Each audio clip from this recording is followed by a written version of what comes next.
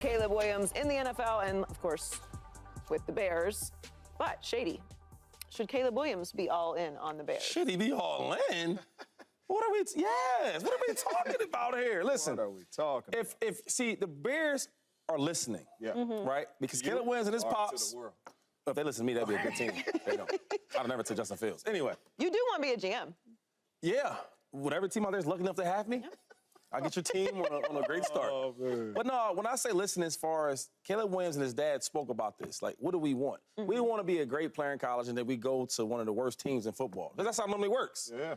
They didn't want that. So what did the Bears do? Now, they have been a bad team for so many years, but they changed the narrative now. Now they got some players there. They go out there and they get DeAndre Swift, who's a top 3 running back, in my opinion, especially with talent and production from last season.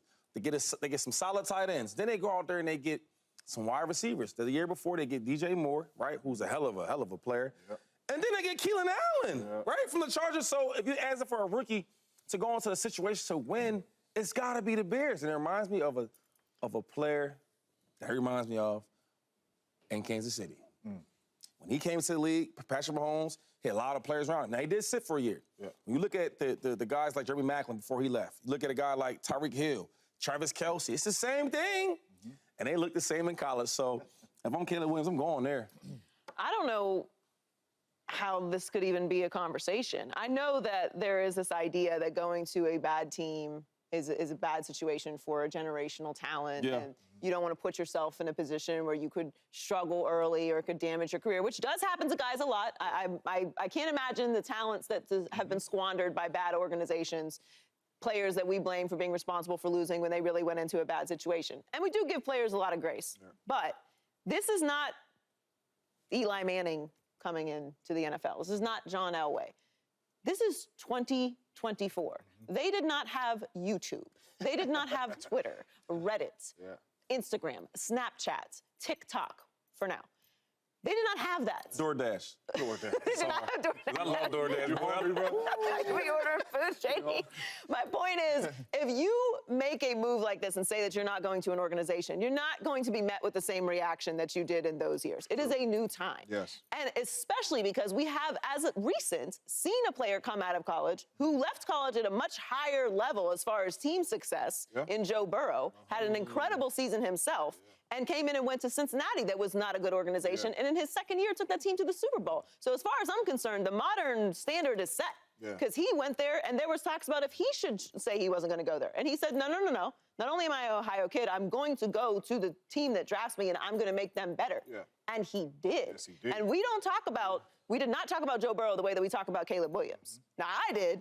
But everyone wasn't positive that Joe Burrow was going to go to the NFL and have the success that he did. So it is a dangerous game to play, to put yourself in a position where you're saying, I'm not going to go to an NFL team. I'm too good to do that. Well, even with that, though, if Joe didn't have them type of players around him at such a young age, do we know if he want to go to the Bengals? Because he came in there having a guy like Tyler Boyd, talk about AJ Green, and then the running back, Joe Mixon. Joe Mixon was there. Right. So you have pieces around you where it's like, if I go to a team where there's nobody there, it's like, do I really want to go there?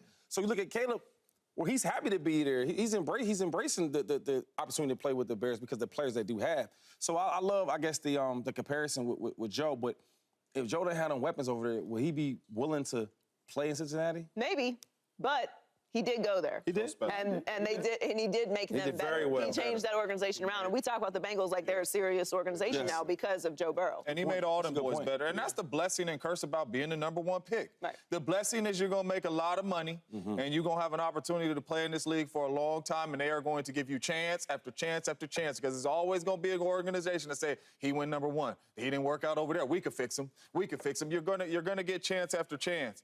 But then again, the curse is you're going to a bad football team. They got the #1 pick for a reason. But in this case, Talk about you it. are going to a great situation. There's not too many first overall picks that walk into a situation like Caleb Williams to walk into. That's true.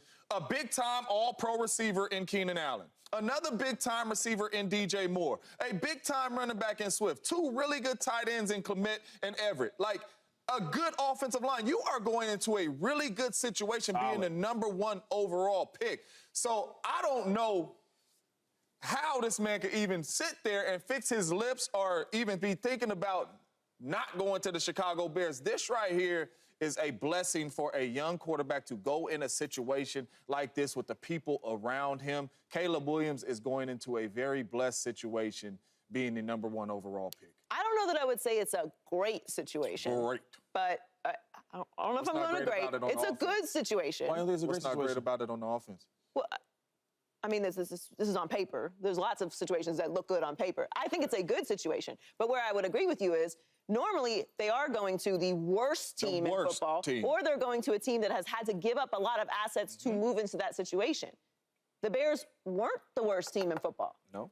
The worst team in football got the Bears the #1 overall pick. Yeah, Panthers. Exactly. So he's actually not going to the worst situation possible. Normally, you are going to the worst team in the league, or you're going to a really bad team that's had to use assets to move up to get you.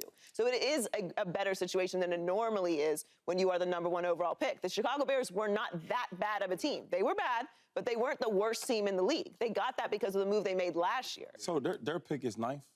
And they have another pick. But I'm saying their pick, the 9th pick that's how bad they did this year. Yes. I mean, so I mean, they weren't a good team this year, but they weren't the worst team in the league. Like there are literally worse places you could go. They did bad enough to be in the top 10 worst teams in football. Yes, but if you are the #1 overall pick, you are usually going to the worst team in football. But this is a blessing because usually you're coming from USC, Oklahoma, Trevor Lawrence, Clemson, Jared Goff, Cal. Like, you're used to playing with a lot of talent. Jared Goff was the #1 pick. His starting receivers was Kenny Britt and Tavon Austin. What are you supposed to do with that? Trevor Lawrence came in, Marvin Jones, Laviska Shenault, and Laquan Treadwell. Well, like what you supposed to do with that, though? This man is coming into Pro Bowl wide receivers. And all pros. That's a good point. Really good running back that can run and catch out of the backfield. Pro Bowl running back. Pro Bowl running back. Like a good offensive line. He is coming into a blessed situation And that a lot of these superstar quarterbacks that go #1 overall do not walk into. I like the situation. And another thing is, that division ain't super hard. You got the Vikings that's up and down, right, with no quarterback Lions, now. Packers. Right? You got the Lions that's really, really good. And then the Packers, the young team, they did well last year. Let's see if they do it again. So I like that move. I also think when you consider the place that he's going, and we've talked about this before, if you can win in Chicago, that's legendary. Like, they're going to treat you different for the rest of your life. True. It's only certain places like that. There's not that many places like that. The fan base there, that city, it is iconic. And as a quarterback, if you're able to do that, to come to the Chicago Bears and turn that organization around, turn it into an offensive organization. That's a nice city. Yeah, Chicago's amazing.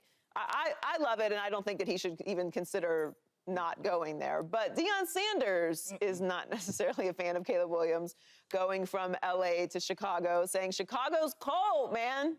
You got to think about that kind of stuff when you're taking a young man. Like, see, when you take a guy from Ohio State and you bring him to Chicago, okay, I could understand that. But from California to Chicago? Shady. What do you think about what Prime said? How much cold weather affect Caleb Williams in Chicago? I don't know. I mean, I hate to always go, well, not always, but I hate to go against Prime, right? It's like, well, Prime's the gospel. Do your job. What Prime say, that's what it is. But for here, I don't agree with him, man. We football players, right? We can't control the climate of the game. Listen, I'm from Pennsylvania, and it gets cold in Pennsylvania, but I don't want to just play in the cold. But if I got to, ain't no sleeves, let's roll out, we're going to play. That's why it's hard for me to understand what he was saying, because there's a lot of quarterbacks that deal with the ball more than everybody. And you look at a guy like Aaron Rodgers. He went from freaking California, right, to Green Bay. Yeah. Talk about extreme differences. So, listen, when you're a player and they paying you a certain amount of money, where the money at, where the check at, and I'm going to play for you. That's how it really works. We know Shady plays in the snow. Yeah, I'm about that. This right here, you know, Deion Sanders, I think that's what's wrong with our game today, right? It's a lot of people that's soft. It is. It's a lot of people that's soft. The NIL deals is making players soft. You could transfer if things get hard. It's a lot of stuff that's going on nowadays, right? Deion Sanders had one of my favorite Hall of Fame speeches of all time. He stood up there and he said, a lot of people said I missed a lot of tackles. He said, but I done tackled every bill my mama done gave me. He did say that. Yeah, he did say that. Deion Sanders, you come from the slums. I know if you had to take care of your mama, you wasn't worried about who drafted you, going to the cold, going here, going there. You was going to do your job at a high level, make some money to take care of your mama. So for me, this is absolutely crazy. I don't care where these kids go. We got to stop being so soft on these kids. Deion, you coach in Colorado. So you mean to tell me you can't walk into none of these kids' houses in Florida, none of these kids' houses in California, none of these kids that live in warm places because Colorado cold? So what we talking about? At the end of the day, you have to go out there and you have a job to do. I don't care how cold it is. I was a young kid from California, went to San Jose State. They said my name to Green Bay. I done played in -20, -30, whatever it is. You have to go out there and play. That is what it is, right? These kids spend their whole life working to get to the National Football League. Now we worrying about where we gonna play? I don't care where I go. Just let me go fulfill my dream and play in the National Football League. Cold, Shady might not wear sleeves. I'm putting on a hoodie, sleeves, and all that, but I'm going to play. So at the end of the day, you got to go do your job, man. This is a dream come true. And we worry about how cold or warm. Another thing is like Patrick Mahomes, right? Texas boy. Come on, man. Went to Texas Tech. Have you ever played in Missouri?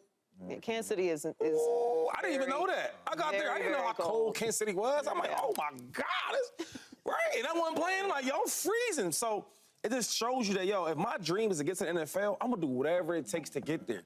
And then when I get there, I ain't gonna be asking, well, man, it's gonna be cold when I get. No, it's my dream. So, man, I'm here. I hear what Prime is saying. I gotta just go against it because it's a dream to play in the NFL. I don't hear what Prime is saying. I understand what he's saying. I'm not passing on Caleb Williams just because he played at USC and it's kind of warm here sometimes. It'd be cold out here in California too. Not Chicago, not Green Bay cold, but I don't know. I grew up in Pittsburgh, Pennsylvania. I did my time in the cold in the winters. It gets cold there. It snows. It's freezing rain. Shady played there. You know what it is. It's cold there. It is a fall-winter sport. If you can't play in the cold, why are you playing football? Yeah. There's basketball. There's bowling. You know what I mean? Like, there's indoor sports. A lot of indoor stuff. You in the wrong sport. I don't understand it. Obviously, I understand that it is harder to play the quarterback position when it is cold out. Aaron Rodgers seemed to figure it out. Very well. Brett Favre seemed to figure it out. Very well. Tom Brady seemed to figure it out. It's cold and the Patriots have played. It snows there. Like, I mean, I don't. This is an outdoor, for the most part, winter sport. Like, you have to play in the cold. You have to figure it out. And if it gets too cold, hey, man, you know what to do with that ball? Run the ball. No. The other stuff with the ball. Oh, let the air out? Hey, man. Hey. I'm just saying. They try to get my boy, but it happens a lot in the NFL. Hey, it's cold out there. Hey, do the thing with the ball. What you mean? Hey. That ball, you get that ball. Oh, yeah. You ready I don't know nothing about that. Oh, you ready now? I'm just saying, you brought this up in the meeting, Shady, though. Oh, my goodness. It would be too hot to play, too. I'm about to say that. The South Beach flu is a real thing. Obviously, there's some other factors involved in that, but you playing in Buffalo, you playing in New England, and go down to Miami in December. Go to Duval. You know what? In that humidity, it'd be too hot to play as well. We would play the Bills. We would go play the Dolphins, right? At least twice a year, and we want to play them early in the year. No doubt, yes, right? At home. Because on the road. When we go there late in the year, it might be hot as hell in Miami, right? And you think it's cool because we going to a hot place. No, you're not used to it. You getting all type of cramps. You pulling hamstrings because it's so hot. The humidity is crazy, right? And you're not drinking as much as you're supposed to because you're thinking you're good because you're in Buffalo. You get to Miami, everybody's hot, and we hated it. So people always talk about just the cold, but even playing the heat and that sun, that matters too. No question. I mean, even playing in Mile High, you up there breathing super hard. Oh, yeah, I hate to play up there. Yeah, like that's part of the home field advantage. But that's football, though. That's my thing. Like, that makes it special. Cold, hot, you can't breathe. You can't breathe, no oxygen. That's part of the game. I do understand what you're saying. Chicago is cold, and it is windy. It is not ideal conditions sometimes. One of my coldest games. Chicago is that cold. wind started blowing. Ooh. Is Ohio State cold? Yes, Ohio State is cold. So the Bears just had a cold weather quarterback. How'd it work out? He not good in any weather. But look, I will say this, though. He was good at Ohio State. Well, everybody's good at Ohio State. Hey, look, we played Chicago one year. I played Chicago. I ain't gonna lie to you, man. Listen, I like the cold. Michael Vick was the quarterback. We were losing. We was getting blown out. I look at Deshaun Jackson and Jerry Macklin. I said, look, brothers, this game over with, man. Yeah, no doubt. Let's get out of here. Doubt. I was in Chicago 2007, and it was negative 25 with the wind chill, right? And we was 13-2 at the time. Not playing for nothing. Everything was sold up, and it was negative 25 out there, one of the coldest games ever. But at the end of the day, you know what we had to do, Joy? Play football? We had to trot out there and play football, you right. man. These You is right. kids' dreams, man. You are waiting to hear your name called no matter what team it's on. Dion, chill, bro. Subscribe here to get the latest from Speak, and go watch a few segments from our other shows on FS1.